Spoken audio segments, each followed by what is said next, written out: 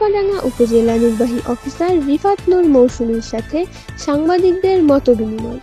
ফরিদপুর প্রতিনিধি।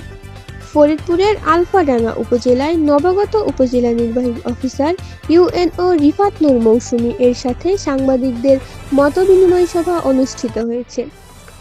আজ ৭ ডিসেম্বর ২০২৫ রবিবার বিকালে উপজেলা পরিষদের মিনি কনফারেন্স রুমে এ মতবিনিময় সভা অনুষ্ঠিত হয়। সভায় ইউএনও মহোদয়া রিফাত নূর মৌসুমী আলফাডাঙ্গার সার্বিক উন্নয়ন, প্রশাসনিক কার্যক্রম, সেবা প্রদান ও নাগরিক সমস্যাগুলো নিয়ে সাংবাদিকদের মতামত শোনেন। তিনি বলেন, জনসেবা ও স্বচ্ছ প্রশাসন বাস্তবায়নে সাংবাদিকরা সবসময় আমাদের সহযোগী। উন্নয়নের প্রতিটি ধাপে আমাদের তথ্য, পরামর্শ ও সহযোগিতা কামনা করছি। মতবিনিময় সভায় আলফাডাঙ্গা প্রেস ক্লাবের নেতৃত্ববৃন্দ সহ বিভিন্ন গণমাধ্যমের সাংবাদিকরা অংশ নেন।